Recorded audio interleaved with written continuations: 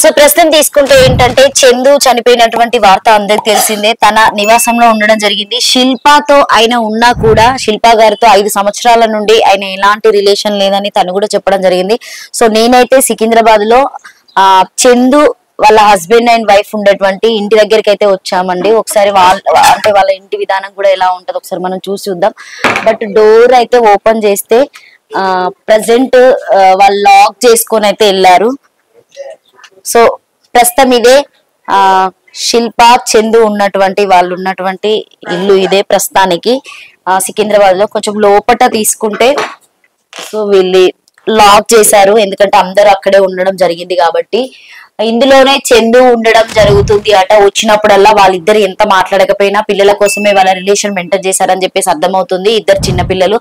So కాబట్టి ఆ పిల్లల కోసమే ఆమె అన్ని సంవత్సరాలు 5 సంవత్సరాలు వాళ్ళ ఆయన ఇంకా వస్తారు నాతోనే ఉంటారని చెప్పేసి శిల్ప గారు వెయిట్ చేయడం కూడా జరిగింది. సో ప్రస్తుతం తీసుకుంటేనైతే వాళ్ళ ఇల్లు ఇదండి.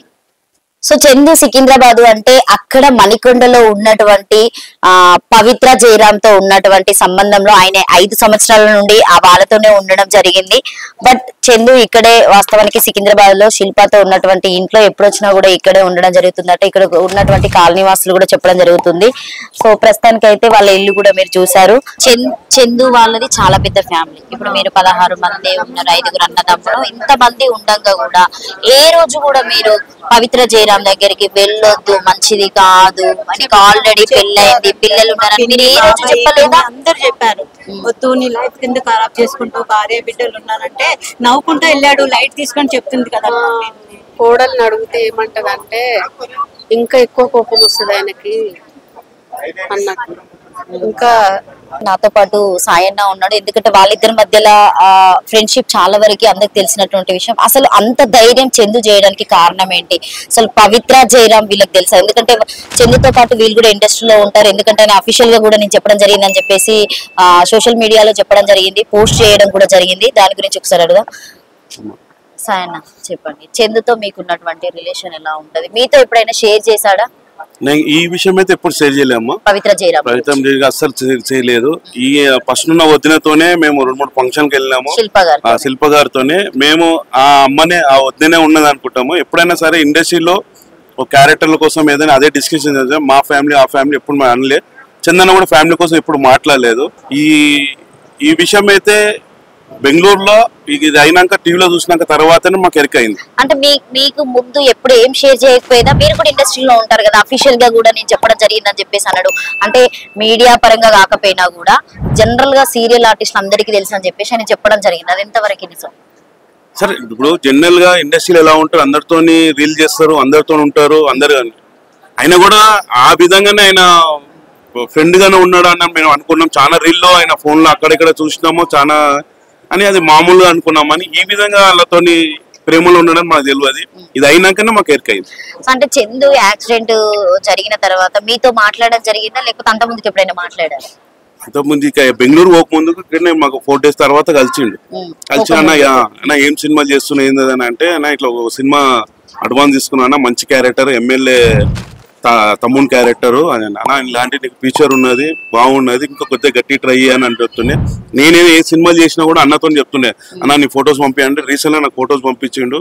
ఆ గెటప్ లో గెటప్లు ఉన్నాయి. ఆయనకు డైరెక్టర్ చూపెడితే మనం కంపల్సరీ చెప్తామన్నాము. అంతకుముందు రవితేజ్ సినిమాలో చూపెట్టినా కూడా ఆయన గెటప్ ఇట్లా అన్ని వేసిరని ఇక అదే క్యారెక్టర్ ప్రొడ్యూసర్ తరఫు నుంచి రికమెండేషన్ ఉన్న మనిషికి ఇచ్చారు. అప్పుడు ఈయనకి ఇయ్యలేదు. అంటే మంచి ఆఫర్స్ వచ్చే మూమెంట్ లో, ఆయన క్లిక్ అయ్యే మూమెంట్ లో ఇటు ఫ్యామిలీని వదులుకొని ఓన్లీ పవిత్ర జయరామ్ గురించి పోస్ట్ పెట్టడము, ఆమె గురించే మాట్లాడడము. సో ఇన్స్టాలో చూసినా, ఎఫ్బీలో చూసినా కూడా ఆమె గురించే పోస్ట్ చేయడం జరిగింది. అంటే మానసికంగానే మెంటల్ గా డిస్టర్బ్ అయ్యి ఆయన ఊరేసుకున్నాడు అని చెప్పొచ్చా? అంటే ఆయన మాక్సిమం ఎవరినన్నా, ఇప్పుడు మా అన్న ఉన్నాడు, మా అన్న ఏంటంటే ఒక చిన్న పోలీస్ స్టేషన్ లో కంప్లైంట్ అయితే అన్నవి ఇడిపిస్తే అయిన 10 years కు ముందు కంప్లైంట్ అన్నని అంటే అన్నని అదే రెస్పెక్ట్ అనమాట. ఏడాది చూసినా అన్న శ్రవణ అని అదే రెస్పెక్ట్. అట్లా ప్రతి ఒళ్ళకు ఆ ప్రేమలో ఉంటాడు. ఆ అమ్మాయి చనిపోయిన అమ్మాయితో లోతుగా ప్రేమ ఉన్నది. అందుకే మా అన్నని కూడా తీసుకొని వెళ్ళిపోయింది అమ్మాయి. ఆ విధంగా మేము అనుకుంటున్నాం. కానీ ఆయనకు ఆల్రెడీ 2015లోనే లవ్ మ్యారేజ్ చేసుకున్నాడు, ఒప్పించుకుని 2 పిల్లలు కూడా ఉన్నారు. ఇప్పుడు వాళ్ళ అన్యాయం అయినట్టే కదా మరి. అన్యాయం అయిందంటే వాళ్ళకి నెలకు 15,000 రూపాయలు కూడా ఇస్తున్నాను అతను అన్నాడు. మెయింటైన్ చేస్తున్నా అది ఇది అని అన్నాడు. ఆయనకు ఆయన టైంలో ఇప్పుడు మన రాత్ర కదా దేవుడు రాసింది ఇంకా ఈమె కాకుండా టైం ఉన్నదని చెప్పి ఇట్లయితే మనం అనుకోలేదు కదా. అంటే మీకు చనిపోయిన విషయం ఎప్పుడు తెలిసిందన్న? చనిపోయిన విషయం నిన్న నాకు సాయంత్రం 7 o'clock ఎరికైంది. మేము ఐసలు మా ఫ్రెండ్స్ ఇట్లా అనుకున్నాము, ఈడ ఉన్నానా కొండపూర్లో ఈడున్నాను, ఆయన పోయి ధైర్యం చెప్దామన్నా అని మన డాలి అని ఒక ఫ్రెండ్ ఉంటాడు, ఇట్లా రన్నింగ్ లో మాట్లాడుకుంటున్నాము. ఆ నుంచి ప్యాడేజ్ లో టీ తాగి వేసినాక తర్వాత వెంటనే డాలీ కాల్ చేసి నాకు, అన్న చందన్న లేడంట అన్నాను. అరే ఇప్పుడే మనం వెళ్దామని అనుకున్నాము, ఇట్లా అయిపోయింది అన్న. అంటే ఇప్పుడు ఆయన ఇక్కడ అంటే ఆయన పుట్టి పెరిగిన సికింద్రాబాద్ లో చనిపోకుండా వెళ్ళి మణికొండలో ఎవరైతే పవిత్ర జయరాంతో ఆయన ఉన్నటువంటి నివాసంలోనే ఉరివేసుకోవడం జరిగింది. సో అంటే అక్కడ మీ ఫ్రెండ్స్ ఎవరైనా వెళ్ళారా మీకు తెలిసినటువంటి? మేడం ఇక్కడ సికింద్రాబాద్ లో అలాంటివి ఏంటంటే 100 మంది 1000 మంది గల్లీలో తిరుగుతుంటారు. ఆయన ఎలాంటి అట్లా చేసుకోవాలనుకుంటే ఇక్కడ ఉబ్బరాన్ని వచ్చి ఆయన బచాస్తుండే. ఇక్కడ అందరు అలా చేస్తారని చెప్పి అక్కడ ఎవరు మణికొండలు ఉన్నారని ఈ పని అక్కడ చేసుకున్నాను. ఇక్కడ ఉంటే ఆయన ఆపద్ బాంధులు చుట్టాలు అందరితో బాగుంటాడు. ఆయన పక్కా ఏ విధంగా 5 నిమిషాలు ఆయనకి ధైర్యం చెప్పి బయట తీసుకొస్తుండే. ఆయన అట్లా చేసుకోవాలనుకుంటే ఆయనకు ధైర్యం సరిపోకుండా అక్కడ పోయి చేసుకున్నాను. అంటే నార్మల్ గా జనరల్ గా ఏంటంటే మాతో మాట్లాడినటువంటి విషయాలు షేర్ చేసింది ఏంటంటే నేను మానసికంగా డిస్టర్బెన్స్ అయి ఉన్నా అన్నప్పుడు వాళ్ళ ఫ్యామిలీ ఎందుకు ఆయనకి సపోర్ట్ ఇవ్వలేకపోయింది. ఇప్పుడు ఎలాగో ఆయన అక్కడ జరిగినటువంటి యాక్సిడెంట్ ను అక్కడ కళ్ళతో చూసినటువంటి వ్యక్తి ఆయనకి సో హ్యాండ్ కి గాయాలు కావడము, సో మెంటల్ గా డిస్టర్బెన్స్ అయినా అని చెప్పేసి ఆయన పోస్టులు అయినా కావచ్చు ఆయన చెప్పడం జరిగింది. సో ఫ్యామిలీ ఎందుకు ఆయనకి సపోర్ట్ చేయలేకపోయింది? ఒక వారం రోజులు 10 రోజులు ఆయన అట్లా పెట్టి కూర్చోబెట్టి చెప్తే అయిపోవు కదా. ఫ్యామిలీ 100% సపోర్ట్ ఉన్నారు. ఫ్యామిలీ సపోర్ట్ ఉన్నారని ఇంత బస్సు లేదు ఉన్నాను, ఫ్యామిలీ సపోర్ట్ లేదని కాదని ప్రేమ గుడ్డిది, ప్రేమ గుడ్డి ప్రేమతోనే ఆయన ఆ విధంగా ప్రేమించిండు లోతుగా అని చెప్పి ఆ విధంగా అమ్మాయి పోయినందుకు ఈయన ఈ విధంగా చేసుకున్నాను. ఫ్యామిలీ సపోర్ట్ 100% ఉన్నది, ఫ్యామిలీలో ఎలాంటిది లేదు. ఆయన అంటే బాగా ఇష్టం వాళ్ళ ఇంట్లో, అలా పెద్ద ఆయనకేంది వాళ్ళకంతా చాలా ఇష్టం ఆయనకు. ఆయనకు ఇక్కడ చాలా మంది ప్రేమ ఉంది. ఆ అమ్మాయి లోతు వెళ్ళినందుకు ఈ కార్యక్రమం చేసుకున్నాను. సో మొత్తానికైతే ఇప్పుడు పవిత్ర జయరాం చనిపోయింది కాబట్టి చందు అది భరించలేక చనిపోయిందని చెప్పుకోవచ్చా? ఇక 5 years నుంచి వాళ్ళు ఉన్న అన్ని గుర్తులు రిలేషన్ అవన్నీ గుర్తు చేసుకుంటున్నాడు. అసలు ఏ మీడియాతో ప్రతి దాంట్లో కూడా ఇదే ఛానల్ ఏడ్సనే ఉన్నాడు. మాకు ఫోన్ చేసినా అట్లనే ఏడ్సనే ఉన్నాడు అని. అది ఎక్కువ వీళ్ళిద్దరు ఎంత ప్రేమ ఉందో తెలియదు అని అదే ఇది మా చందనాన్ని తీసుకెళ్ళింది.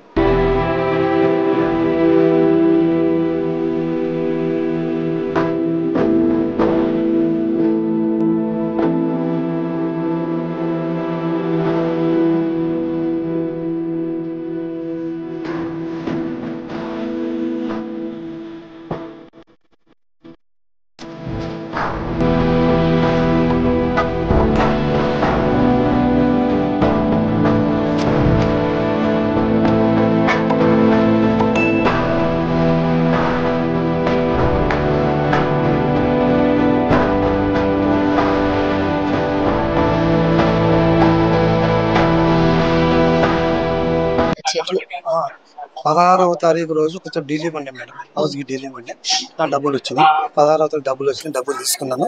నువ్వు డాడీ ఈ డబ్బులు నువ్వు తీసుకో, పిల్లల్ని బతికించు, పోషించు, పెద్దగా చెయ్యి, నేను 2 రోజులనే ఉంటా, తర్వాత నేను ఉండను, పవిత్ర జయరాం దగ్గరికి పోతున్నా, నేను ఉండను డాడీ అని చెప్పాడు.